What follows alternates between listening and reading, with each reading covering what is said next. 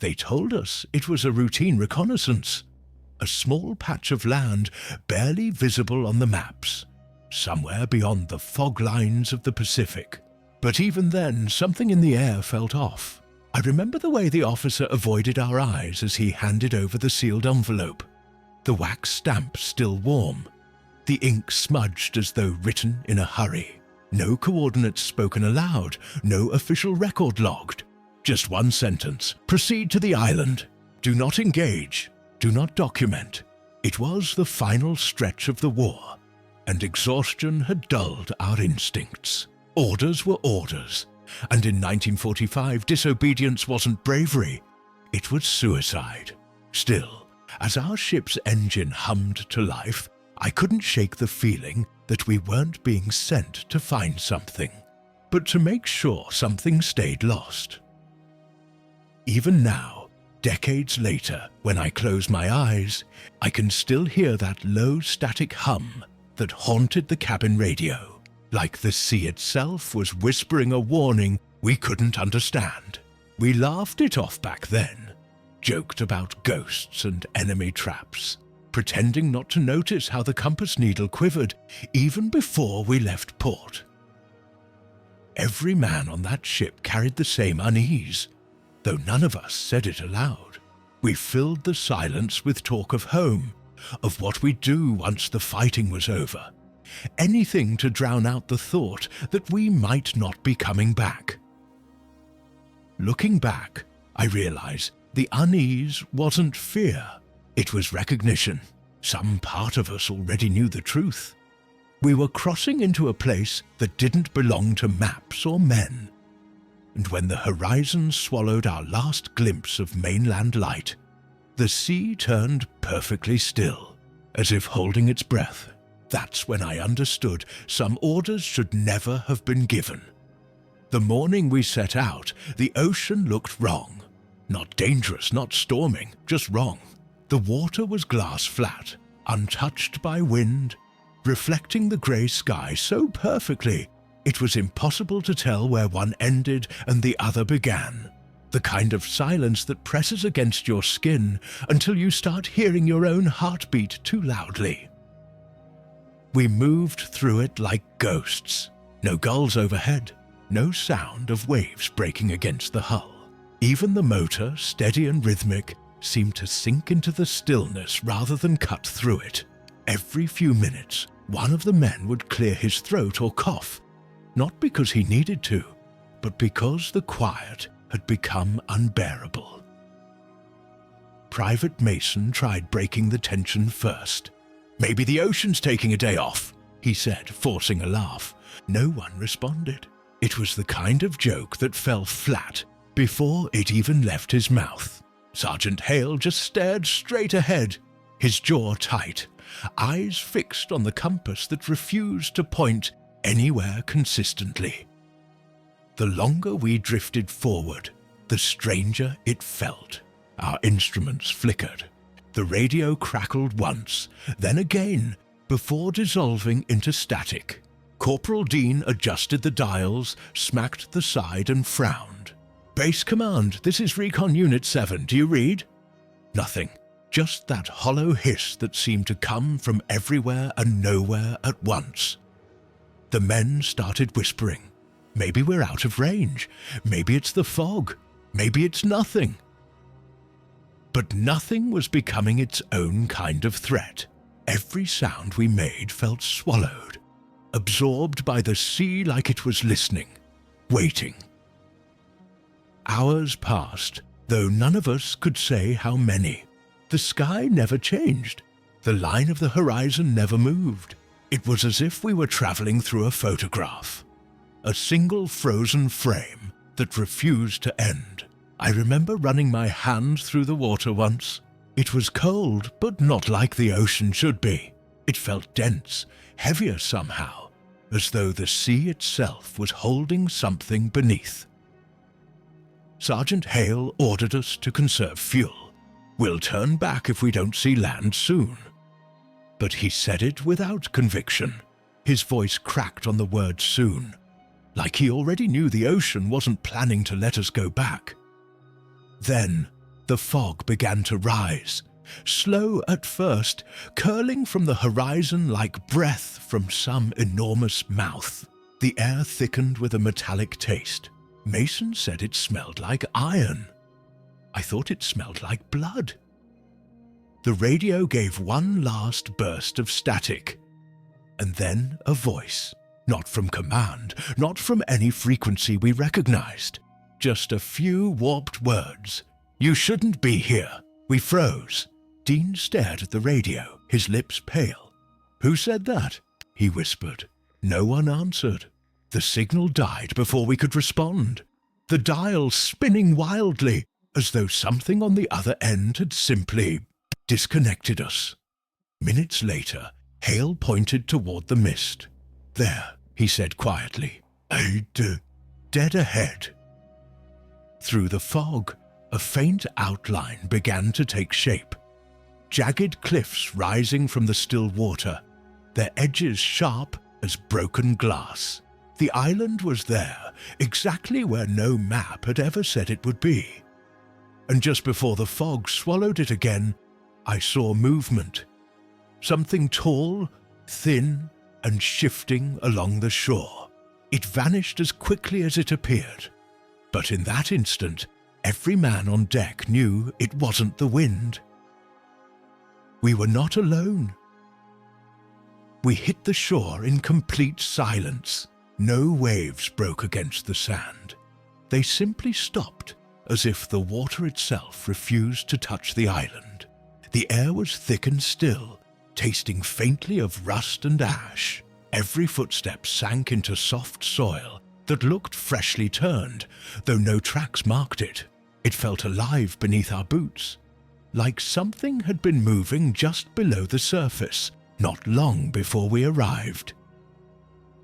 The fog clung low to the ground, coiling around our legs as we advanced inland. Vegetation grew in odd patterns, twisted trees that seemed to have burned and regrown all at once, vines threading through rusted metal debris. It was as if nature had tried to reclaim something it didn't understand. Sergeant Hale raised his hand for silence, but there was nothing to silence. No insects, no wind. Even our breathing sounded too loud. That kind of quiet gets into your bones, makes you feel like you're intruding on something ancient and asleep. We came across the first structure about 100 meters in Flashis's day. A concrete bunker half swallowed by the jungle. Its door hung open, rusted and warped, but there were no signs of struggle. The walls were covered in faded markings, circles intersecting lines, geometric patterns painted in a deep, almost black red. Not Japanese, not American, not any language or symbol I'd seen before. Private Mason pointed to the roof. "Look at that," he whispered. Embedded in the concrete were bullet casings, fused into the stone like they had melted during impact. But the walls showed no damage. Whatever had happened here, it wasn't a normal firefight. Inside, we found remnants of equipment, ration tins, torn uniforms, half-burned papers. On one table lay a fragment of a notebook, its edges charred, but a few words still legible. They told us the island wasn't real. Dean laughed nervously. Guess we proved them wrong. His voice didn't sound like his own. A low vibration rippled through the ground just then, faint but unmistakable, like the hum of distant machinery buried deep below. It came and went in intervals, each pulse lingering a second longer than the last. Hale crouched, pressing his palm to the dirt. "You feel that?" We all did. The men exchanged looks. Some said it was seismic activity. Others muttered about hidden tunnels or generators. But I noticed something else. The hum wasn't random. It had rhythm, like a heartbeat.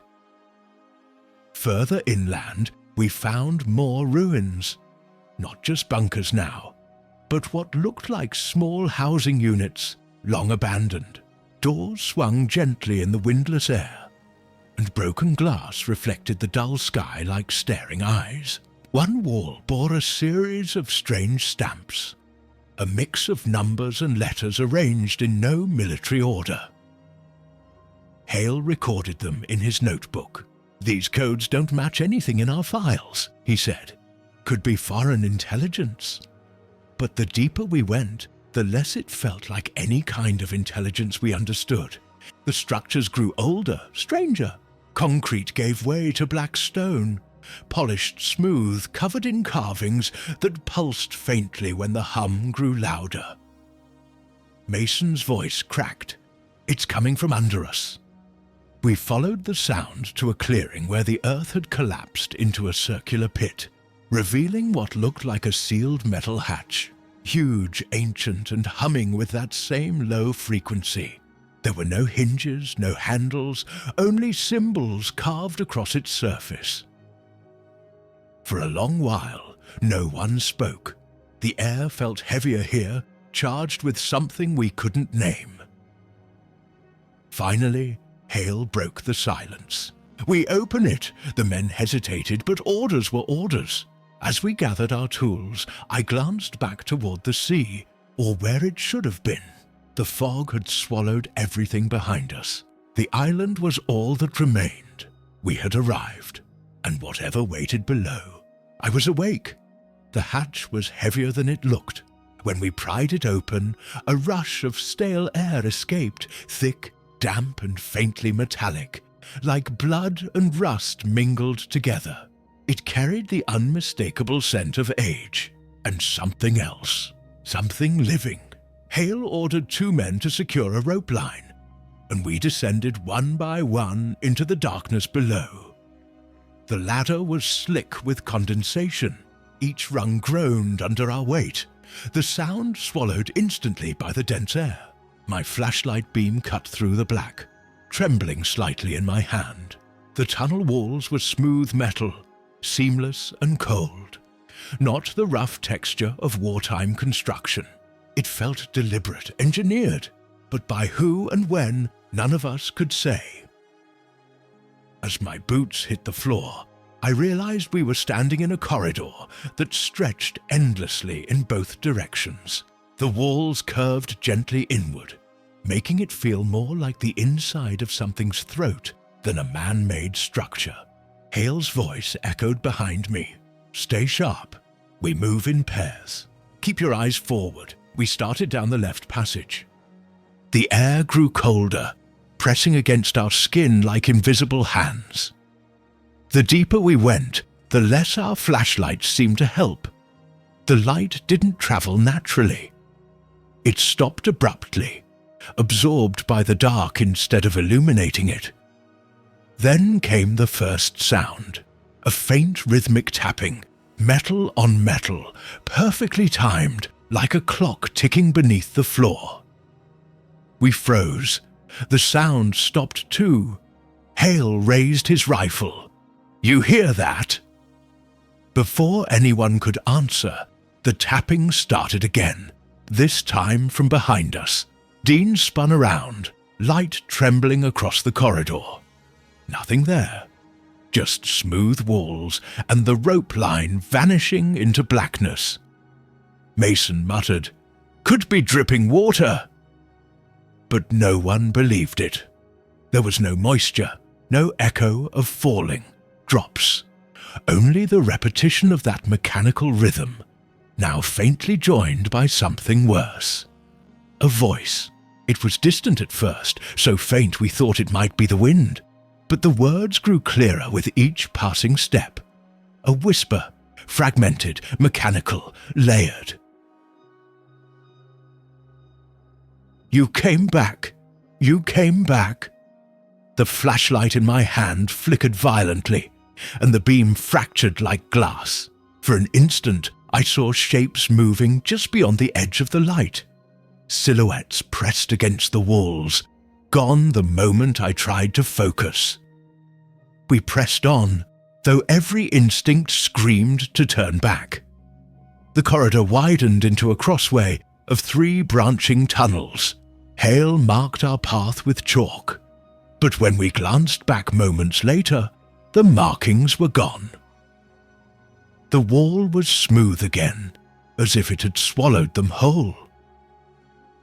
The tapping had stopped, but in its place came a deep vibration that we could feel more than hear. It pulsed through the floor, slow and steady, rattling the metal panels under our boots. Dean leaned close to one of the walls, frowning. "It's hollow," he whispered. "There's something behind." Before he could finish, a sudden clang reverberated down the corridor, like something massive had struck from the other side. The sound rolled through the tunnels, bending and twisting until it became unrecognizable. Our flashlights flickered again, one by one. Hale barked for us to stay together, but the air itself began to distort. The light warped, stretching shadows across the walls like long-reaching limbs. The whispering grew louder, overlapping voices now, some in English, some not. I caught my reflection in a warped metal panel and almost didn't recognize it.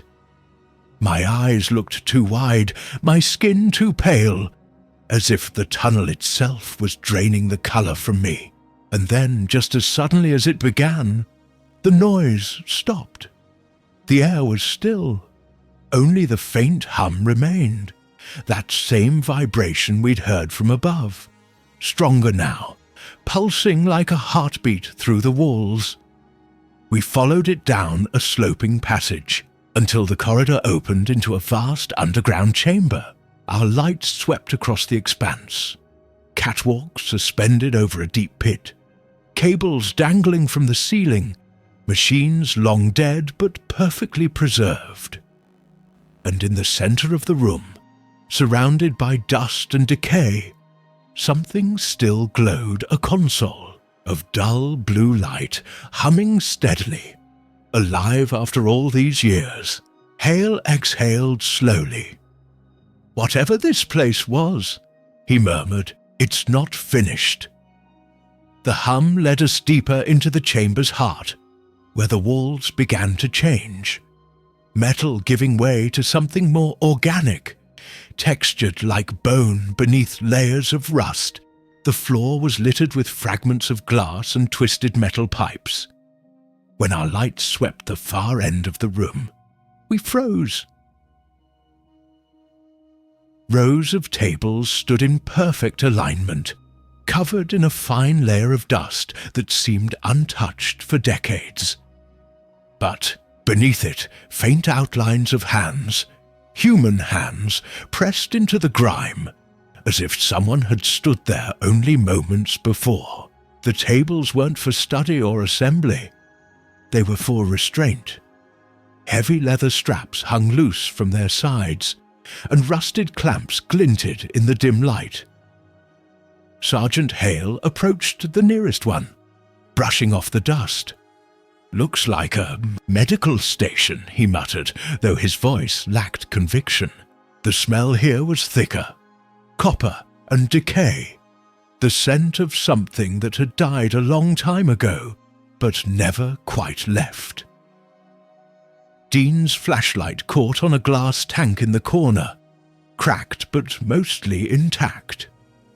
Inside, something floated, or what was left of it, a human shape, distorted and grey, eyes long gone, skin fused with tubes that disappeared into the tank's wall.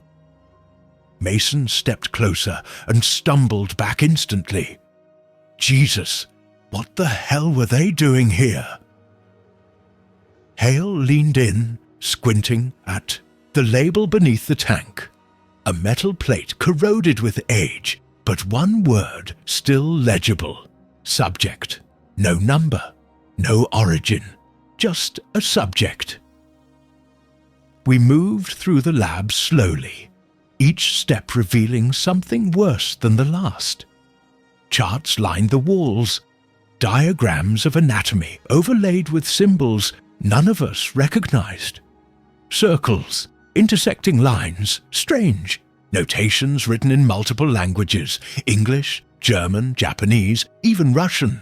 Whatever had happened here, it wasn't the work of one nation.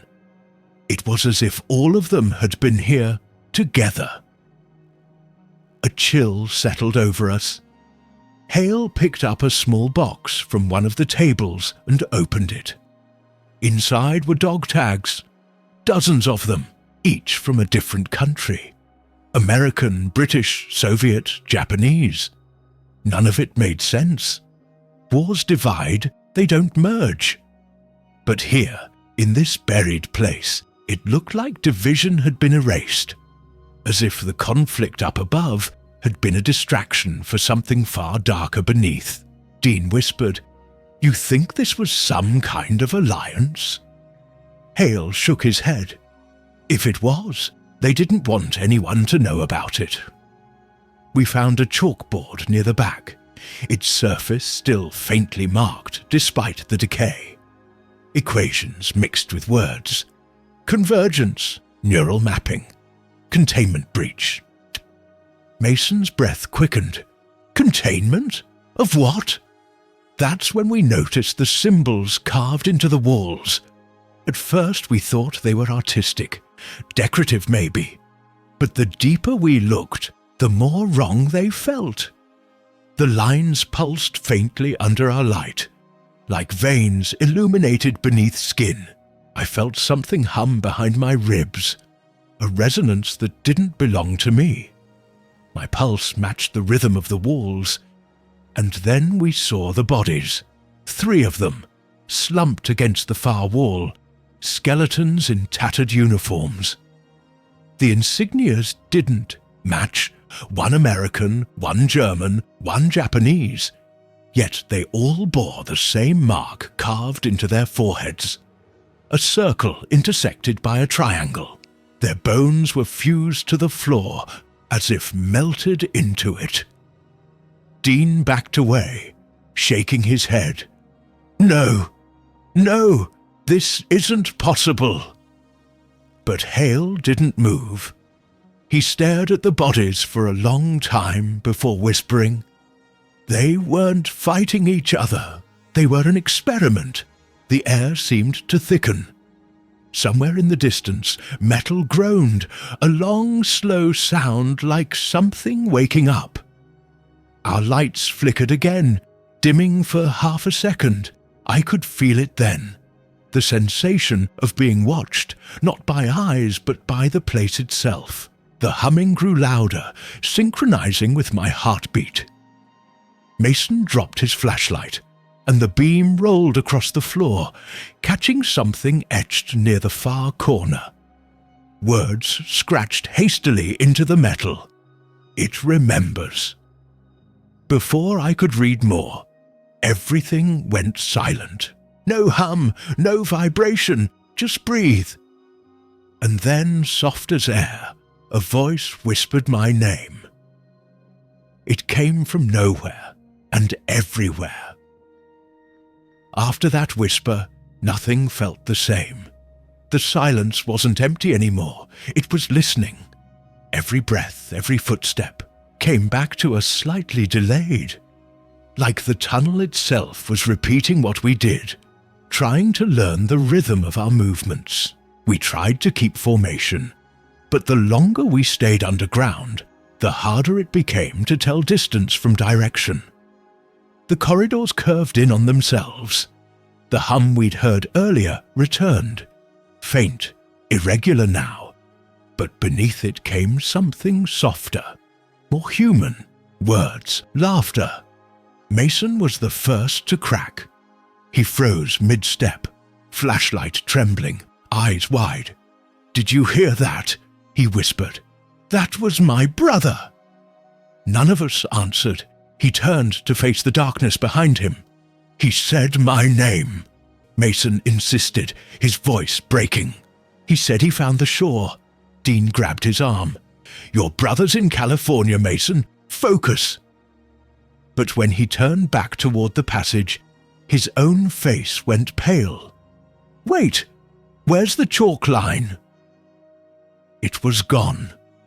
The mark we'd drawn to trace our path, had vanished again, as if the wall had simply swallowed it. The air grew thicker, warmer, almost humid, and with it came the smell of salt and smoke, like a memory of the sea. I blinked, and for a split second I saw sunlight spilling through an open window, my childhood home, my mother humming softly as she folded laundry. The image was so vivid I almost reached for it, until it flickered and died. Just cold metal and dust remained. Hale's voice cut through the confusion. "Stay focused. None of this is real." But even he sounded uncertain. His flashlight beam darted across the walls, catching faint impressions. Handprints, faces forming in the condensation, shifting when we looked away. Dean started muttering under his breath. "The walls are breathing," he said. "You see it, don't you? They move when we stop watching." We wanted to tell him he was wrong, that fear was twisting his senses. But when we stood still long enough, we saw it too. The faint pulse of the walls expanding and contracting, as though something vast beneath the surface was inhaling. The voices multiplied after that. They didn't shout or scream, they comforted me. Familiar tones, the men's wives, their children. My own father's voice, calm and gentle. "You did the right thing coming here." It should have soothed me, but instead it hollowed something out inside me, because he'd been dead for years. Mason broke formation again, chasing a faint light down the hall. "He's waiting for me," he yelled. We ran after him, but the tunnel bent impossibly, swallowing him in an instant. His flashlight vanished, his voice echoing from nowhere. "He says I can go home." Then silence. We called his name until our throats burned, but the sound just bounced back, warped and overlapping. Sometimes it sounded like Mason calling for us. Sometimes it sounded like ourselves. Hale took command again, his jaw locked tight. "We're not splitting up again," he said. But his eyes kept darting to the darkness ahead, as if something there was pulling at him. He kept hearing something we couldn't, a faint whisper that seemed to follow his every move. "What is it?" I asked. He didn't answer right away. Then he said, barely audible, "It's my wife." We tried to stop him, but the whisper grew louder, curling through the air like smoke. He turned toward it, the flashlight trembling. "She's calling me," he murmured. "She's hurt. I have to." He stepped forward before we could reach him. The light flickered once, and he was gone.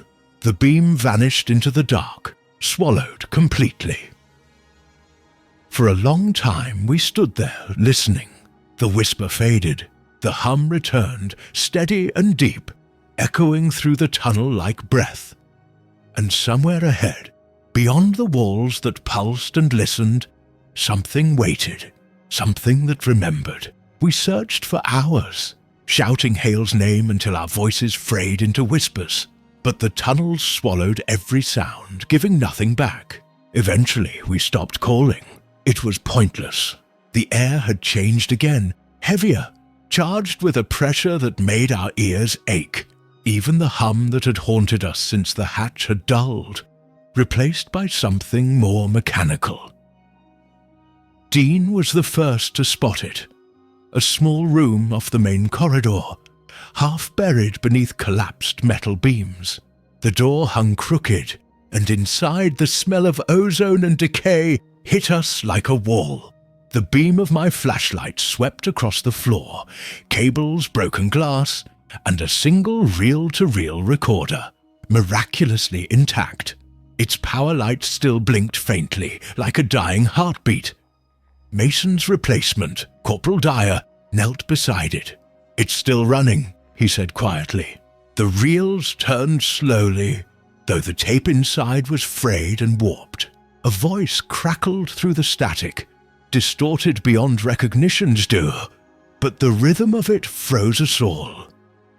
It was Hale's, not the voice we'd just lost to the tunnels, but older, more tired. Dyer adjusted the dials, and the words came through in fragments. Unit, repeat transmission. Containment breached. Cycle repeating. The voice stuttered, echoed, warped. Then a clear phrase. If you hear this, you were never meant to. Dean stepped back, shaking his head. That's not possible, he said. That can't be him, but it was. Even under the static, I knew that tone, the clipped precision, the steady cadence of a commander trying to sound calm when everything's gone wrong. We listened as the tape continued, skipping and looping. The ones who never leave. It remembers. It becomes us. Then silence, a brief pause, followed by a sound that made my skin crawl. Heavy breathing, not from the recording, but from inside the room itself. Dyer swung his flashlight toward the corner. The beam hit another reel recorder, identical to the first, its reel spinning in perfect sync, though no one had touched it. The voice bled through again, this time clearer. Turn back before the fog returns. Dean lunged forward and stopped both recorders at once. The silence that followed was absolute. Then, faintly, we heard the same words whisper down the corridor. Not from the machine, but from the dark itself. Turn back! Dyer cursed under his breath. This place is playing with us. I wanted to agree, but something about the tape bothered me. The date scrawled on its label was smeared, but I could still make out the year. 1945, our year, our mission. The tape had been recorded before we even arrived. Dean's eyes met mine, and for the first time I saw something beyond fear, realization. We're not the first, he said. We're part of it. This is the cycle he was talking about. The thought sank into us like poison. Every corridor, every whisper, every reflection. Maybe none of it was real anymore. Maybe we were already ghosts walking through someone else's memory. The hum returned then, louder than before. The floor trembled beneath our feet, the walls groaning as dust fell from the ceiling. The recorders began to spin again on their own, both playing at once. Hale's voice overlapping in endless fractured repetition. Never leave, never leave, never leave. Dean shouted, we have to move. He grabbed my arm, dragging me out into the corridor just as the sound reached a pitch so high it hurt to think. A low rumble built beneath us, growing into a roar. The walls buckled. A shockwave tore through the tunnel, flinging us to the ground. The explosion came next. Blinding light, deafening sound, sealing the passage behind us in a storm of dust and metal. When the noise finally faded, I turned back. The way we'd come was gone, crushed beneath tons of rock and steel. And from somewhere deep beyond the rubble, Hale's voice whispered one last time.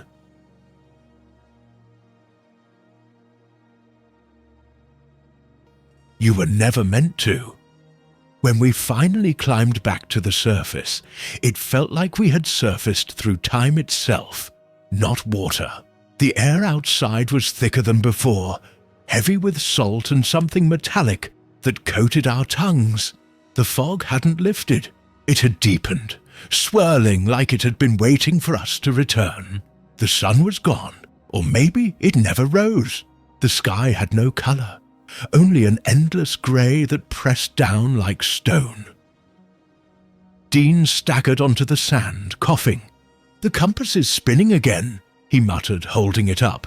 The needle twitched violently, circling so fast it blurred. Dyer tapped his watch. The hands spun too, faster and faster until they stopped completely. Noon, midnight, it no longer mattered. The island had its own rhythm now. one that didn't care for hours or days. We tried to find our bearings, but every landmark had shifted. The shoreline curved where it shouldn't. Trees we'd passed earlier stood in new positions, their trunks bending slightly toward us, as though watching. The ruins in the distance glowed faintly beneath the fog, their angles distorted, bending in ways the eye refused to understand. The ground trembled with each step. It wasn't an earthquake, it was breathing. You could feel the rise and fall through your boots. A slow, deliberate motion that matched the pulse we'd heard underground. "The island's alive," Dyer whispered, half in awe, half in terror. Dean laughed bitterly. "Alive? You think this is life?" He pointed toward the water, where the sea lapped backward, pulling away from the shore instead of in. "It's not alive. It's remembering." Every sound felt wrong. The waves echoed like distant voices, repeating our words seconds after we spoke them. When I called Hale's name, the fog answered, "Hale! Hale!" and each echo softer, closer, until it felt like someone was whispering it directly behind me. We didn't talk after that. We just walked. But walking didn't help. The island folded around us like paper, reshaping itself. Every direction brought us back to the same clearing, the same broken bunker, the same footprints half filling with black water. The air pulsed with a low frequency, almost musical, and for a moment I thought I could hear Morse code buried in it, an SOS that never ended. Dean's face looked hollow, the color drained. "Do you think maybe we never left the tunnels?" he asked. I wanted to tell him no. I wanted to tell him we'd escaped something unnatural. But the truth was starting to settle in. The same truth Hale's tape had warned us about. Maybe the island wasn't a place at all. Maybe it was memory, repeating itself through whoever stepped on it. The fog thickened until it was impossible to see more than a few feet ahead.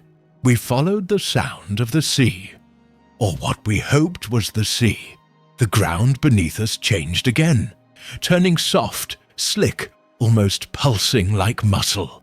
My flashlight flickered, and for an instant I saw faces forming in the mist. Familiar ones. Mason, Hale, even my own. Their mouths moved, but their eyes were empty. The hum rose to a deafening pitch. The trees began to sway, though there was no wind. Shadows darted between them, too quick to focus on. Dyer screamed, firing his rifle into the fog. The shots echoed back a split second later, the same sound, the same rhythm, but from behind us. I grabbed his arm. "We have to move now!" We ran toward the faint sound of waves. The fog fought us, thickening with every step. But at last we broke through, the shore glimmering faintly in the pale light of dawn. The sea looked calm again, almost inviting. Dean stumbled into the surf, dragging the small rescue boat we'd left behind. "We're getting out," he gasped. Behind us, the fog pulsed like a living thing, retreating and advancing, breathing in sync with the tide.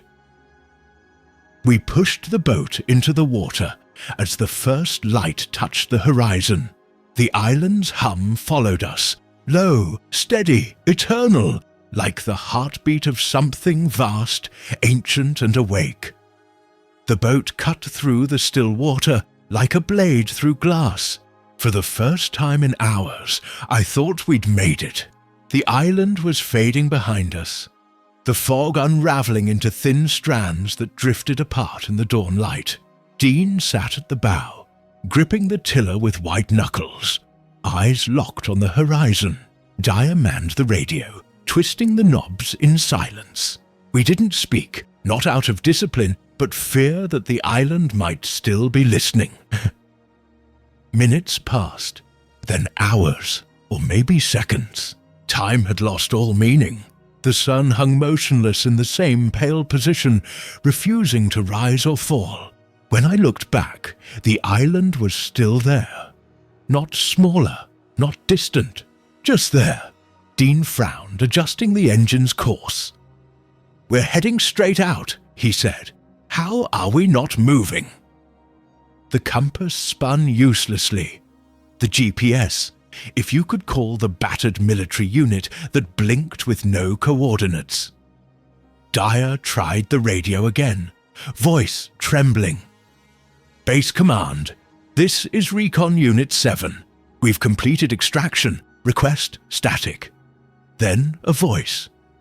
My voice. "Base Command, this is Recon Unit 7.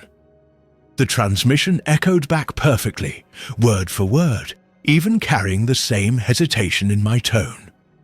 Dyer's hand froze. I grabbed the receiver. "Who is this? Identify!"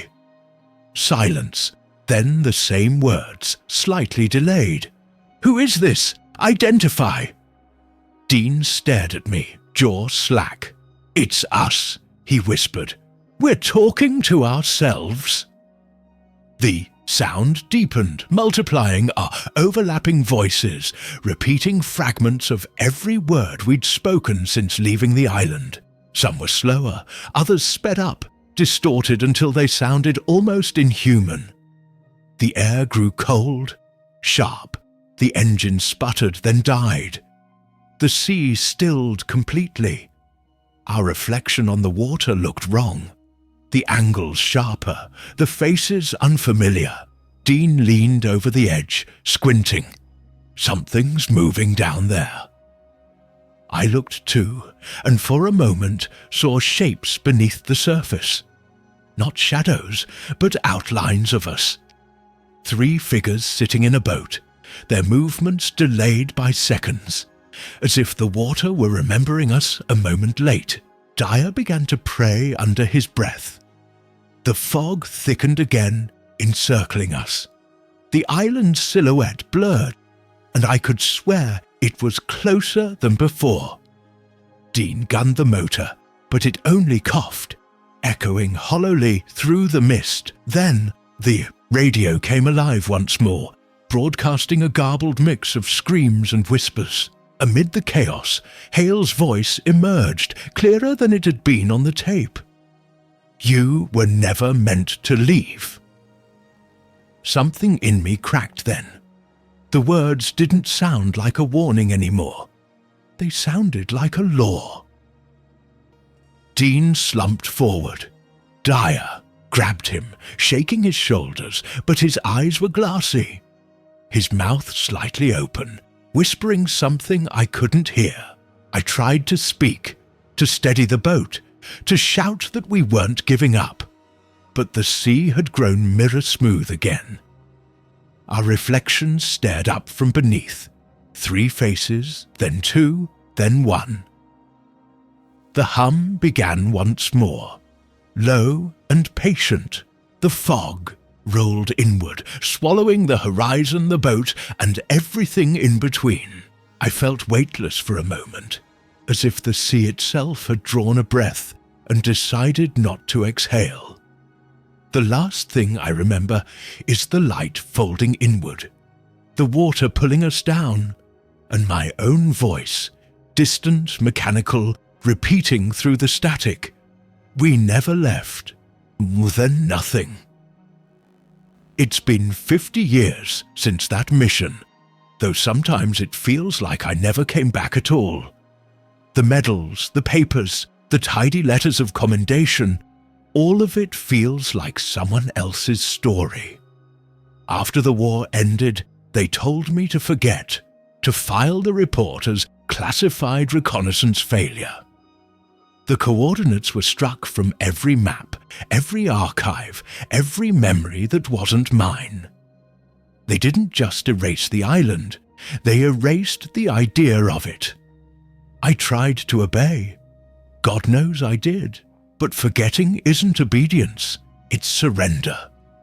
And some things refuse to be buried. Sometimes, late at night, when the world is quiet, I hear it again.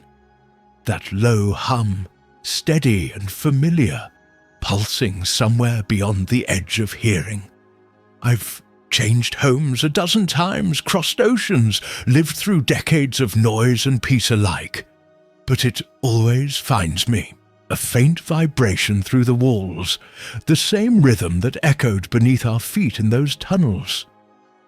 The heartbeat of the island. People say memory fades with age. Maybe that's true for most things, but not this. The faces of the men who went, with me, Mason, Dean, Dyer, even Hale, they haven't aged a day in my mind. Sometimes I catch them in dreams, standing on the shore, calling me back. Not accusingly, just waiting, like they never really left. I once tried to return. Took a ship out past the Pacific trade routes, followed the path I'd memorized in silence all those years, but the ocean was empty. No fog, no hum, no sign of land. The coordinates led nowhere, as if the island had simply stepped out of the world, taking its secrets with it. And yet, when the wind is right, I swear I can smell the air from that place, hence salt and metal, rust and ash, the scent of something that was never meant to exist. I keep the old radio by my bedside now. It doesn't work anymore, but sometimes when the room is still enough, I hear a faint signal flicker through the static. Just one voice, soft and patient. It always says the same thing. Some orders were never meant to be followed.